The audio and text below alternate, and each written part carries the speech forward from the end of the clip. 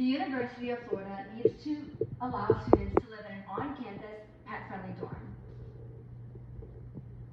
We all remember our college move-in day, the hot summer day, moving dozens of boxes from our overpacked minivan into our shoebox of a dorm room. And we remember the anticipated goodbye to our families. Some of us couldn't wait to have the freedom of independence, and the rest of us were so afraid of saying goodbye to them and being lonely. Well, what if I told you that once they left, there was a way that you weren't actually alone? What if I told you that you could have your pet with you on campus to kind of hold your hand and help you through your first adult experience? Well, maybe you can. The purpose of my speech is to show you the psychological benefits of living in a pet-friendly environment on campus. What you will learn from this speech is the need for an on-campus pet-friendly dorm and the steps that you can take to help me make this dream a solution. What makes me credible to give this speech is 1, I have a service animal at home, and 2, I have done ample research on this subject, on the psychological benefits that pets provide to students, that makes me well informed on the topic. So let's talk about what this speech is going to offer you today. 4 things. First, I will highlight the need for an on-campus pet-friendly dorm through psychological analysis. Second, I will show the solution to this problem through the creation of a bill for an on-campus pet-friendly dorm. Third, I will present a visual on what the signing of a bill will look like on our campus. And lastly, I will show you the course of action that you can take to help make this dream a reality. So let's get started. So first and foremost, why is there this need for an on-campus pet-friendly dorm? Well, there are 5 proven psychological benefits to having a pet on campus with you. First and foremost, the first benefit is a reduction in stress. According to Newport Academy, psychologist Alan Beck and psychiatrist Aaron Ketcher performed a study in which they discussed the effects that the human body undergoes when it comes into contact with a friendly animal. Such proven effects include the reduction in blood pressure, a slower breathing, and a relaxing of the muscles. Each of these 3 outlets are proven effects of stress reduction. A second example of stress reduction on a college campus specifically was an experiment performed by the University of British Columbia.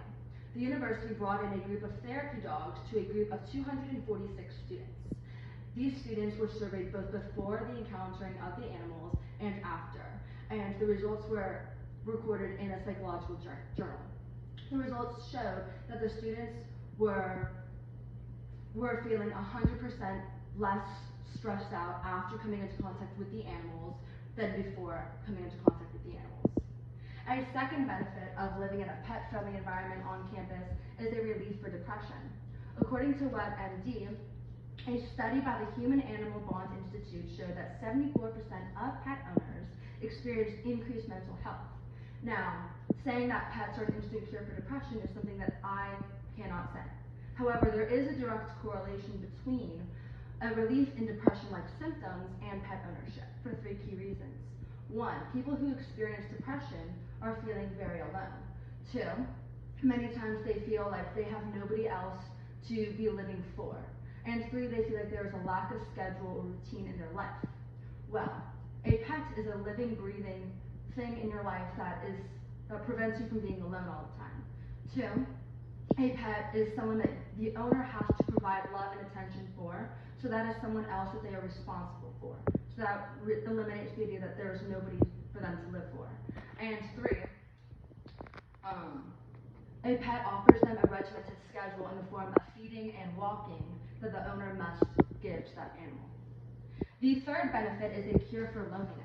According to an article in Forbes Journal, Dr. Vivek H. Murthy, the 19th U.S. Surgeon General, performed a study where pet owners were recorded 36% less likely to experience loneliness other than non-pet owners. Well, this is true. Instead of going on a walk by yourself or watching TV by yourself at night, having a pet as someone offers you a form of companionship. The fourth benefit is it helps sufferers of ADHD. According to UCI Health Child Development Specialist Sabrina E.B. Shunk, dogs reduce some symptoms of ADHD in children.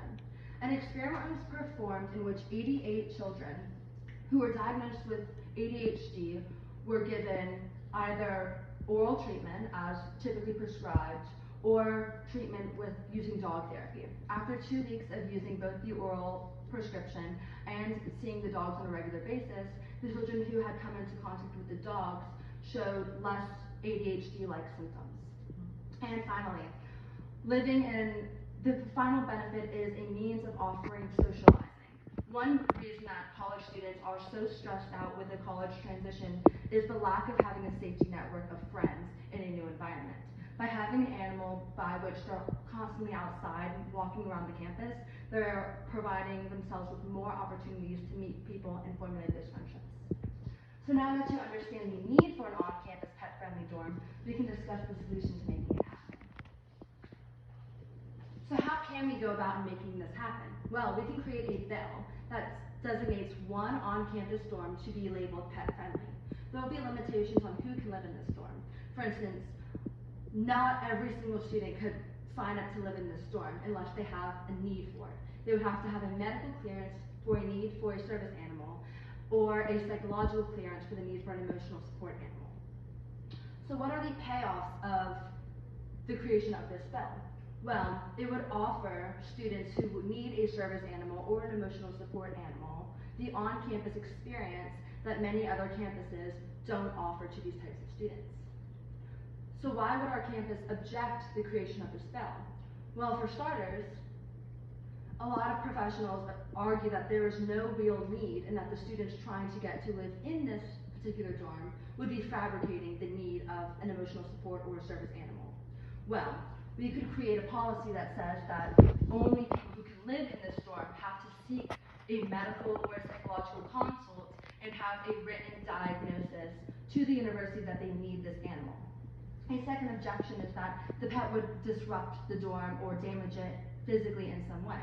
Well, the pet would have to undergo a training course, so it fits the American Disabilities Act or the Fair Housing Act criteria for what constitutes a service or an emotional support animal. So ultimately, the act would allow for a service animal or an emotional support animal to live in this dorm, but the possibility of removal would still be an option if these policies and limitations were not met. So now that you understand the solution, we can talk about creating the visual of what that would mean for our campus. Well, we would not be the first campus to be implementing a pet-friendly on-campus environment. Other universities around the country have done so, like the University of Northern Colorado, Eckerd College, Brown University, MIT. All of these universities have already done this and have proven the effect that a pet-friendly environment has had on their campus. Also, this would improve the U.S. image as a whole by allowing a policy that steps outside of itself and helps students who are in need of service animals or have psychological issues where they need an emotional support animal. UF is showing that they care about every one of their students and is not at all alienating those students who are special need. And by doing so, this helps our suffering students. And lastly, action. What can you do to make this happen? This isn't something that I can do or you can do, but something we all can do. I have created a bill that summarizes this presentation and directs it to the University of Florida Housing Board. And one thing you can do is sign it. The more names I have backing me on this idea, the more likely that this can come into fruition.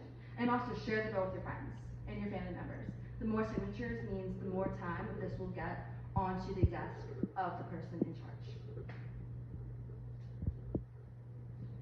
So let's draw some conclusions. Some things you need to remember from this speech today. 1, college students are going through a hard adjustment process from living at home with their parents to living on their own. Pets can be one reason that makes this transition a lot easier. 2, there is clearly a need for on-campus pet-friendly dorms for all of the pre-stated reasons. It'll help psychologically and improve the campus as a whole. 3, there is an easy solution to this problem: the creation of a bill that labels one distinct dorm hall pet-friendly. Not all dorms, but one specific dorm hall. 4, the visual. UF as a whole will look better in the eyes of applying students and other universities. And action. This is what you can do by signing the bill and sharing the bill to make this happen. Thank you. Does anybody have any questions? Now, when you say emotional support animal, can it be any kind of animal? No. So according to the American Disabilities Act and the Fair Housing Act, what constitutes as an emotional support animal or a service animal is a dog or a cat. So those would be the animals I would be pushing for in this bill, not like a horse or a pig. That would just get unruly. Anybody else have any questions? Yeah. How does it work when a student goes to class and they have a dog?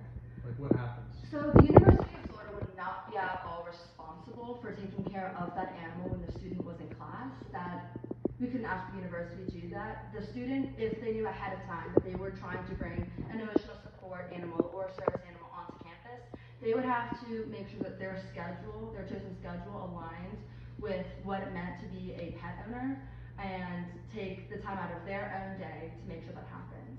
And the policy would make sure that like the pets aren't being neglected at home. Like there would have to be check-ins on the animals to make sure that the animals are being taken care of, and check-ins on the students to make sure that they are really able, like mentally there, physically there, to be able to take care of an animal.